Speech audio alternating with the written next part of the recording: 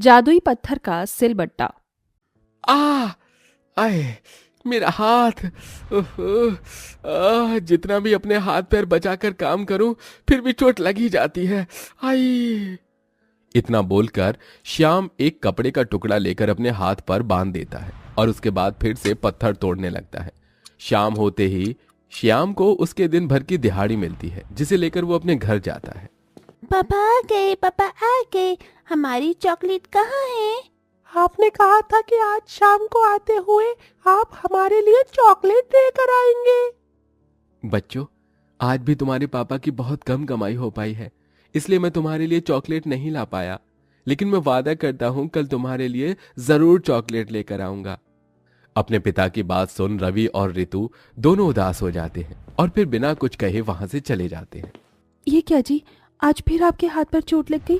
ये चोट तो काफी गहरी लग रही है। आपने इसे डॉक्टर को दिखाया? रोज रोज अगर डॉक्टर को मैं अपनी चोट ही दिखाता रहा तो सारे के सारे पैसे तो दवाइयों में ही चले जाएंगे। मैं किसी बड़ी सी कंपनी में कर्मचारी तो नहीं हूं जो आराम से अपनी सीट पर बैठा बैठा काम करूंगा। हर एक मजदूर हूं, पहाड़ों पर पत्थर तोड़ के 2 वक्त की रोटी कमाता हूं। इसमें तो चोट लगना जाहिर है। शाम की बात सुन कीर्ति रोते हुए चूल्हे के पास जाती है और सबके लिए खाना परोसती है, जिसके बाद सारा परिवार रूखा सूखा खाकर ही आधे भरे पेट के साथ सो जाता है। सुबह होते ही शाम पहाड़ों पर पत्थर तोड़ने के लिए चला जाता है। वहीं कीर्ति दूसरों के घरों में काम करने के लिए चली जाती है। जरा जल्दी जल्दी हाथ चला। हाथों में क्या मेहंदी लगी है जो इतने धीरे धीरे बर्तन धो रही है? मालकिन, क्या मुझे मेरी तनख्वाह में से कुछ पैसे मिल सकते हैं? घर में राशन खत्म हो गया है। कल भी मेरे पूरे परिवार ने आधी आधी रोटी खाकर अपना गुजारा किया। 2 हफ्ते पहले ही तुझे मैंने तेरी तनख्वाह दी थी और इतनी जल्दी तेरी तनख्वाह खत्म भी हो गई? मैं सब जानती हूँ। ये तुम जैसे गरीब औरतों के हम लोगों से पैसे ऐंठने के बहाने होते हैं। कोई पैसे वैसे नहीं मिलने वाले, समझी? अपनी मालकिन की बात सुन कीर्ति आंखों में आंसू लिए बिना कुछ कहे बर्तन धोने लग जाती है। वहीं दूसरी तरफ, ये क्या सेठ, आपने आज भी मेरी आधी दिहाड़ी काट ली। अगर आप रोज रोज ऐसे ही मेरी दिहाड़ी काटते रहेंगे तो मेरा परिवार तो एक दिन भूखा ही मर जाएगा। अरे दिहाड़ी ना काटूं तो और क्या करूं? हाँ, जब आज दोपहर में सारे मजदूर काम कर रहे थे तो तू आराम से बैठा हुआ था। सेठ, मैं बैठा हुआ नहीं था। काम करते करते एक पत्थर का टुकड़ा मेरे पैर में चुभ गया था और मेरे पैर से खून निकल रहा था, इसलिए मैं बस 10 मिनट के लिए बैठ गया था।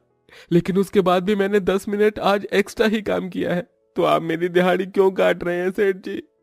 अरे मेरे सामने ज्यादा होशियार बनने की कोशिश मत कर, समझा? वरना काम से निकाल दूंगा। काम से निकालने की धमकी सुन श्याम अपने सेठ से और कुछ नहीं कहता और आधी दिहाड़ी लेकर ही घर लौट आता है। बहुत दर्द हो रहा है। अब दर्द बर्दाश्त से बाहर है। मैं अब इस दर्द को और बर्दाश्त नहीं कर सकती हूँ। मेरा पेट। माँ जी, संभालिए अपने आप को, आपको कुछ नहीं होगा। लगता है बहू, मेरे जाने का समय हो गया है। अब इस दर्द को मैं और बर्दाश्त नहीं कर सकती। ऐसा मत कहो माँ, अगर आपको कुछ हो गया तो मैं आपके बिना कैसे रहूंगा? मैं आपको कुछ नहीं होने दूंगा। श्याम की माँ मोहिनी को पथरी होती है। डॉक्टर ने श्याम और कीर्ति को ऑपरेशन की सलाह दी थी, लेकिन पैसे न होने की वजह से दोनों ही पति पत्नी मोहिनी का इलाज नहीं करवा पा रहे थे। रोज रोज मोहिनी को ऐसे दर्द में तड़पता देख कीर्ति और श्याम की आंखों में आंसू आ जाते हैं, लेकिन अपनी गरीबी और मजबूरी की वजह से वो लोग कुछ भी नहीं कर पा रहे थे। सिलबट्टा ले लो, सिलबट्टा। बहन जी, सिलबट्टा ले लीजिए। भाई साहब, आप तो सिलबट्टा ले लीजिए।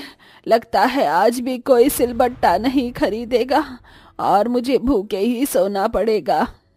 ये कहते हुए वो बूढ़ी अम्मा सिलबट्टा बेचने की कोशिश करती है, लेकिन कोई भी उस बूढ़ी अम्मा से सिलबट्टा नहीं खरीदता। भरी धूप में खाली पेट बैठने की वजह से उस बूढ़ी अम्मा को चक्कर आने लगता है और वो बेहोश हो जाती है, जिसे वहां से गुजर रही कीर्ति देख लेती है।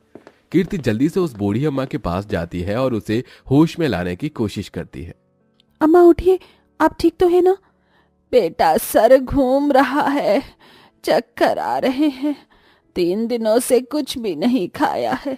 मैं अकेली बूढ़ी औरत सिलबट्टा बेच बेच कर अपना पेट पालती हूँ, लेकिन अब तो लोगों ने सिलबट्टा खरीदना ही बंद कर दिया है। आप यहीं रुकिए, मैं भी आती हूँ। कीर्ति जल्दी से अपनी घर दौड़ती हुई जाती है और घर में रखी प्याज और रोटी लेकर उस बूढ़ी अम्मा के पास आती है। अम्मा, मेरे पास खाने के लिए इस प्याज और रोटी के अलावा कुछ नहीं था। इसे खा लीजिए, इसे खाकर आपके शरीर में थोड़ी ताकत आ जाएगी। बिटिया, अब इस उम्र में कुछ भी सूखा गले से निकला नहीं जाता। मेरे पास ये 2-4 हरी मिर्च और धनिया है, इन्हें तू इस सिलबट्टे पर पीस कर मेरे लिए चटनी बना दे। कीर्ति जल्दी से हरी मिर्च और धनिया सिलबट्टे पर पीसती है और चटनी बनाकर उस बूढ़ी अम्मा को दे देती है, जिसके बाद वो बूढ़ी अम्मा पेट भरकर रोटी प्याज और चटनी खाती है। वहीं कीर्ति भी अपने घर आ जाती है।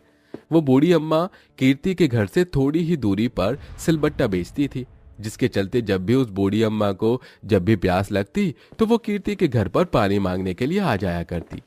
ऐसे ही समय गुजरता रहता है और एक दिन, बिटिया, घर में कोई है क्या? अरे अम्मा, आप आइए आइए। बेटा, आज भी किसी ने सिलबट्टा नहीं खरीदा। कल रात से मैंने कुछ नहीं खाया है, कुछ खाने को मिलेगा क्या? घर में तो सिर्फ एक रोटी और थोड़ी सी सब्जी बची है, वो भी मैंने मेरे लिए रखी थी। मैं तो एक समय की भूख बर्दाश्त कर सकती हूँ, लेकिन अम्मा कैसे करेंगी? एक काम करती हूँ, इन्हें ही वो सब्जी और रोटी लाकर दे देती हूँ। कीर्ति उस बूढ़ी अम्मा को अपने हिस्से की रोटी सब्जी लाकर दे देती है और बूढ़ी अम्मा रोटी सब्जी को खा लेती है। बिटिया, तूने मेरी इतनी बार मदद की है, इसके बदले मैं तुझे कभी भी कुछ नहीं दे पाई। तुझे देने के लिए मेरे पास इस सिलबट्टे के अलावा और कुछ भी नहीं है। तू ये सिलबट्टा रख ले। लेकिन अम्मा, मैं सिलबट्टे का क्या करूँगी? तू भी तो मेरे तरह गरीब है। अगर किसी दिन तेरे घर में सब्जी नहीं हुई तो तू इस पर चटनी पीस कर खा लियो। वो बूढ़ी अम्मा कीर्ति को सिलबट्टा देकर वहां से चली जाती है और ऐसे ही एक हफ्ता गुजर जाता है। पकाने के लिए कुछ भी नहीं है, थोड़ा सा आटा रखा है, उसे ही गूंद कर रोटियां डाल दूंगी। साथ में मूंगफली की चटनी बना देती हूँ। थोड़ी सी मूंगफली रखी हुई है, आज उन बूढ़ी अम्मा का दिया हुआ सिलबट्टा मेरी चटनी बनाने के काम आएगा। कीर्ति उस सिलबट्टे पर मूंगफली और थोड़े बहुत मसाले डालकर उसे पीसने लगती है। जैसे ही कीर्ति सिलबट्टे पर चटनी पीसती है तो एक चम्मच की रोशनी के साथ बहुत सारी चटनी सिलबट्टे में से निकलने लगती है, जिसे देख कीर्ति काफी डर जाती है। हे भगवान, ये क्या है? इस सिलबट्टे में से बहुत सारी चटनी निकली जा रही है और रुक ही नहीं रही। अब मैं क्या करूं? कीर्ति इससे पहले कुछ समझ पाती कि कीर्ति की नजर अपने सामने पड़े एक लाल कपड़े पर जाती है, जिसे देखकर वो डर के मारे उस सिलबट्टे पर डाल देती है। सिलबट्टे पर लाल कपड़ा पड़ते ही सिर्फ सिलबट्टे में से बहुत सारी चटनी निकलना बंद हो जाती है। श्याम जैसे ही घर पर आता है, कीर्ति उसे इन सब चीजों के बारे में बताती है। क्या जो तुम कह रही हो वो सच है? अरे मुझे तो यकीन ही नहीं हो रहा है। अपने पति को यकीन न करने पर कीर्ति फिर से वो सिलबट्टा घिसना शुरू कर देती है और देखते ही देखते उसमें से गेहूं के दाने और चावल निकलने लगते हैं। अरे ये तो चमत्कार है कीर्ति, हम इन गेहूं और चावल को बेचकर 2 वक्त की रोटी खा सकते हैं। लगता है भगवान ने हमारी सुन ली।